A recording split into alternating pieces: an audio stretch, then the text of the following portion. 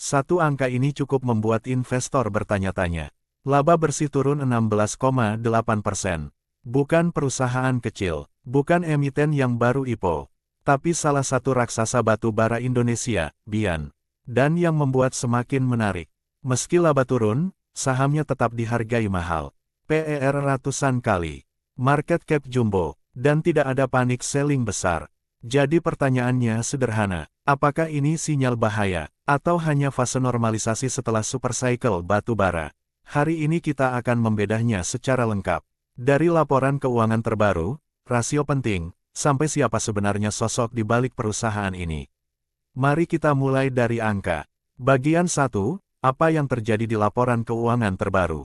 Berdasarkan laporan kuartal terbaru Q4 2025, total pendapatan, Rp16,462 triliun. Laba bersih, Rp4,173 triliun. Bandingkan dengan Q4 2024, laba bersih, Rp4,871 triliun. Terjadi penurunan signifikan secara tahunan. Jika kita lihat sepanjang 2025, Q1, Rp3,648 triliun. Q2, Rp2,205 triliun.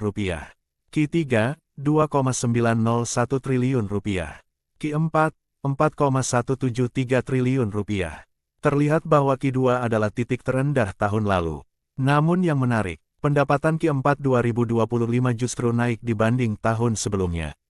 Artinya masalahnya bukan di penjualan volume semata. Lalu di mana? Bagian 2, margin yang menyempit. Total beban pokok penjualan Q4 2025 mencapai Rp10,913 triliun. Margin laba kotor menyempit. Faktor utamanya, harga batu bara global yang sudah turun jauh dari puncak 2022. Normalisasi permintaan dari China, biaya operasional meningkat, beban pajak tetap besar. Beban pajak penghasilan Q4 2025 tercatat Rp1,202 triliun. Inilah karakter industri komoditas. Ketika harga tinggi, laba melonjak luar biasa. Ketika harga turun, margin tertekan meski produksi stabil. Ini bukan krisis manajemen, ini fase siklus. Bagian 3, seberapa kuat fundamentalnya? Sekarang kita lihat kekuatan neraca. EPS Q4 2025, 122,89.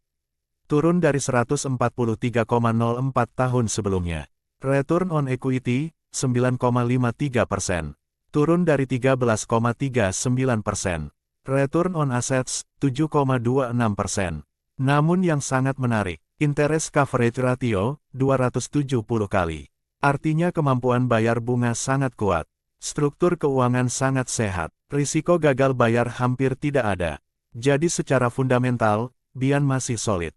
Nyatanya, pasar tetap memberi valuasi premium. Disinilah kita masuk ke aspek yang lebih dalam. Karena pasar tidak hanya menilai angka laba. Pasar menilai siapa yang mengelola perusahaan ini. Dan di balik Bian, ada satu nama besar, Lau Tuk Kwong. Bagian 4, siapa Lau Tuk Kwong? Lau Tuk Kwong adalah pendiri dan pengendali utama Bayan Resources. Beliau memulai bisnis dari sektor kontraktor tambang, kemudian membangun Bian menjadi salah satu produsen batu bara terbesar di Indonesia. Perusahaan IPO pada 2008. Sejak itu, berkembang menjadi pemain utama dengan konsesi besar di Kalimantan Timur dan Selatan. Yang membedakan beliau dari banyak pengusaha tambang lainnya adalah gaya manajemen yang konservatif. Tidak agresif berutang, tidak ekspansi berlebihan, sangat disiplin dalam pengendalian biaya. Saat super cycle batu bara 2022 terjadi, Bian menikmati lonjakan laba besar. Tapi alih-alih ekspansi liar, perusahaan justru memperkuat neraca. Inilah yang membuat struktur keuangan hari ini sangat kuat. Bagian 5, struktur kepemilikan dan penurunan laba. Jumlah saham beredar sekitar 33,33 miliar lembar. Kepemilikan mayoritas masih terkonsentrasi pada entitas yang terafiliasi dengan Lau Tuk Kwong. Free float relatif kecil. Efeknya, pergerakan harga bisa lebih volatil. Tapi kontrol manajemen tetap stabil dan konsisten. Tidak mudah terjadi perubahan arah strategi. Kita harus objektif. Penurunan laba 16,8% setelah periode super cycle bukan sesuatu yang mengejutkan. Yang perlu dipantau adalah, apakah penurunan ini berlanjut, atau stabil di level baru. Jika harga batu bara global stabil, laba kemungkinan akan bertahan di kisaran normalisasi ini. Namun jika harga turun lebih dalam, margin bisa tertekan lagi. Dan karena valuasi BIAN premium, ratio kuartalan, 127,76. Price to sales, 31,79. Artinya ekspektasi pasar masih tinggi. Premium valuation berarti, upside bisa terbatas, tapi downside bisa lebih besar jika kinerja memburuk. Penutup, target 2026, moderat, bukan agresif. Manajemen menyampaikan target moderat untuk 2026. Fokus pada efisiensi, stabilitas produksi, pengendalian cash flow, disiplin biaya. Ini strategi defensif, bukan ekspansi besar. Artinya manajemen sadar bahwa siklus sudah berubah, dan mereka memilih bertahan dengan solid.